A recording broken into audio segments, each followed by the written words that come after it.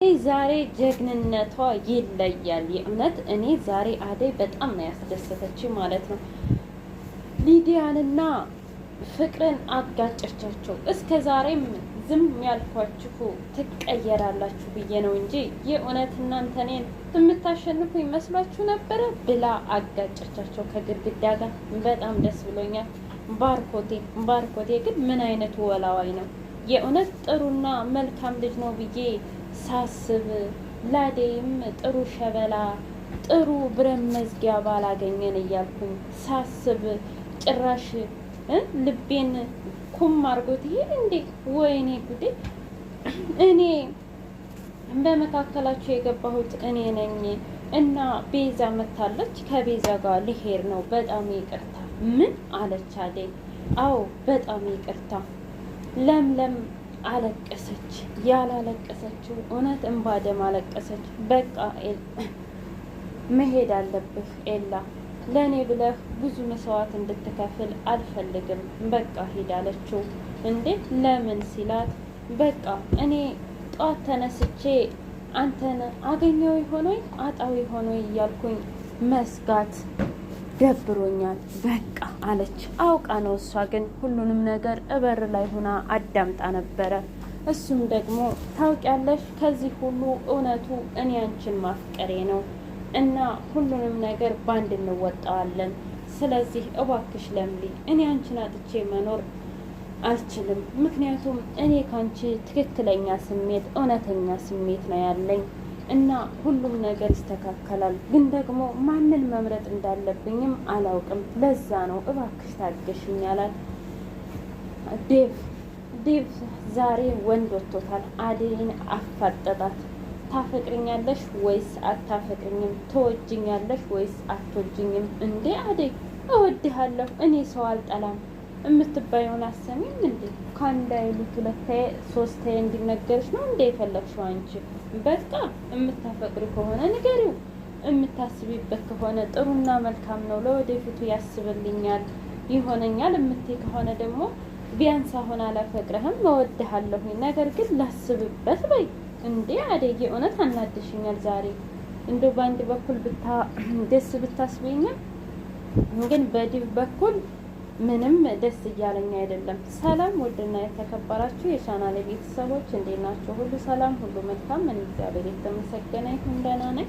ለዚህ ቻናል አዲስ የሆናችሁ ሰብስክራይብ በማድረግ ቤተሰብ ይሁኑ። ነበር ቤተሰቦች ደግሞ ስለምትከታተሉኝ ከልብ አመሰግናለሁ። ተወዳጁና እንዲሁም አስተማሪው ድራማ አደይ ድራማ እንደቀጠለ ይገኛል።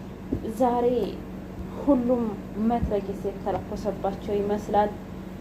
ዴቭ እየተከተለ አደይን ማሽኮርመምም እንደገና ደግሞ በቃ ዛሬ ቁጡን እንድትነግረው ፈልጎ ነበር። ነገር ግን አደይ እችኩል ትፍትፍ እየተኮለታተፈኝ ወይ እውነቱን አትናገር ቆረጥ አድርጋ ዝም ብላ ወዲያ ወዲህ ፍቅር ትሰማኛለህ? አደይ አንተንም ሆነ ወንድሜንም እየተጫወተችባችሁ ነው። በፍጹም አንተን አታፈቅርህም አትወድህምም። ለምንድን ነው እንደዚህ የምትሆንላት? እያለች መናገር ጀመረች። ዴቭ ደግሞ ትሰሚኛለሽ፣ ከዚህ በኋላ አደይን እንድትናገሪያት አልፈልግም። እንደዚህ አሉባልታ ወሬም እያመጣሽባት እንድታወሪ አልፈልግም። እሺ ካልሆነ ግን እኔና አንቺ የመጨረሻችን ይሆናል አላት። እንዴ ዴቭ እኔ እኮ በጣም ነው የምወድህ። እኔ ደግሞ አንቺን አልወድሽም አላፈቅርሽም። እንዴ አውሬ እኮ ነሽ አንቺ። እስኪ መጀመሪያ አንቺ ስለ ሰው መጥፎነት ከማውራትሽ በፊት ስለ ራስሽ መጥፎነት አውሪ። መጀመሪያ አንቺ ተቀየርና ያኔ እኔና አንቺ ፊት ለፊት ቁጭ ብለን እናወራለን። እዛ ድረስ ግን እንድታናግርኝ አልፈልግም ብሎ ግግም አለባት። ሊዲያ ይኸው ዘፈኗ መቼም ይዟት ይሞታል። ዝም ብላ አልጋዋ ላይ ወጥታ እየዘፈነች ፍቅር መጣች። እኔ የምልሽ ፍቅር አሰሚኝም ግን ምንድን ነው? ምን ተፈጠረ ፍቅር አለቻት። እስኪ ወንድሜንም አባረረች፣ አሁን ደግሞ ዴቭን ልትነጥቀኝ ነው። ስለዚህ አንድ ነገር ማድረግ የለብንም እንዴ አለች። ትሰሚኛለሽ? ምን እናድርግ? እኔ በእርግጥ ዴቭ ወንድሜ አንቺንም ሆነ አደይንም እንዳፈቅር አልፈልግም፣ ጭራሽ ፍቅረኛ እንዲይዝ አልፈልግም ብላ በምሬት ተናገረች። እሱን ተይ መጀመሪያ ግን ይሄን ቅብጠትሽን ተይና አደይን እንዴት ማስወገድ እንዳለብን ቤት እንዴት ማስወጣት እንዳለብን ማውራት አለብን አለቻት። አደይ ክፍል ሄዱና እችኛቱ ሊዲያ ውሃ ረጨችባት። ደግሞ ፍቅር እስከዚህ ሰዓት ድረስ ለምን ተኛሽ ብላ ረበሸቻት። ተነሳችና ሊዲያን በጥፊ እንዲሁም ደግሞ ፍቅርንና ሊዲያን ጆሯቸውን ቁንጥጥ አደረገችና ጭንቅላታቸውን አንድ ላይ አደረገችው። ትሰሙኛላችሁ እናንተ ሁለት አይጦች፣ እስካሁን በፊት ዝም ያልኳችሁ ራሴን ለራሴ ክብር ስላለኝ ነው። ትቀየራላችሁ። አንቺም ቀበጥነሽ እሷም ልጅ ናት ብዬ ነው። ነገር ግን ከዚህ በኋላ ሁልሽም ስነ ስርዓትሽን ትይዣለሽ ብላ በምሬት ሁለቱንም አባረሪያቸው። እውነት ለመናገር በጣም ደነገጡ። ፍቅርም ደነገጠች፣ እንዲሁም ደግሞ ሊዲያም ቢሆን ደነገጠች። እንዴ ይች አደይማ አዲሱ አደይ ናት። ወንድሟ ጋር ሄደች እና ሊዲያ እኔ ምልክ ወንድሜ ወይ ግን እችን አደይን ስለ አደይ ደግሞ ምን ልትናገሪ ነው? እህና የኮሷ ገጠር አንድ ልጅና ባል ይኖራት ይሆናል።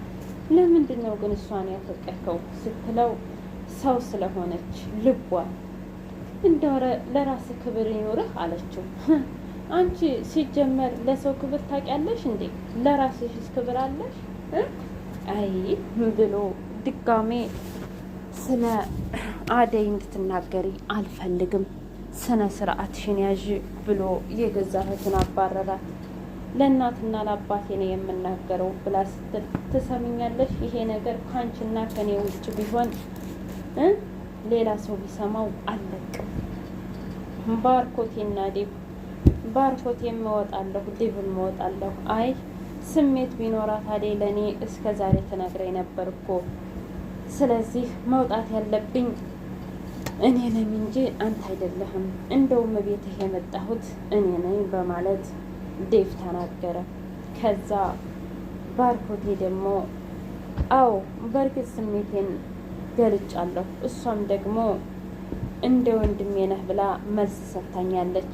ግን በቅጽበት ደግሞ መጣችና ቤዚ ሁሉንም ነገር ነገረችኝ፣ እስከ ዛሬ ያሳለፍነውን እንዲሁም ደግሞ እኔ እንዳሰብኩት ሳይሆን ሌላ ነገር ሆኖ ተገኘ።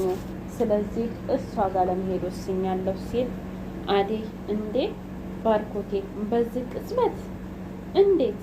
ግን እኮ እሷ አንተን እሺ ለማለት አስባ ነበር፣ ደግሞም እሺ ብላ ነበር ብሎ ተናገረ።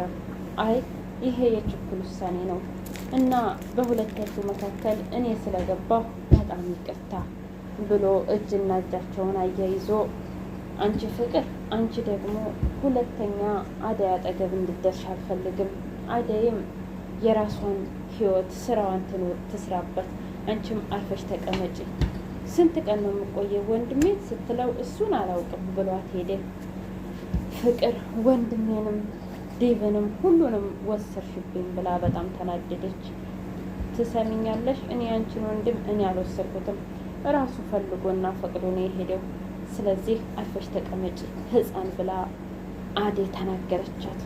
በሌላ በኩል ለምሊና ኤላ ፍቅራቸውን እያጣጣሙ ፋዘር ደወሉ።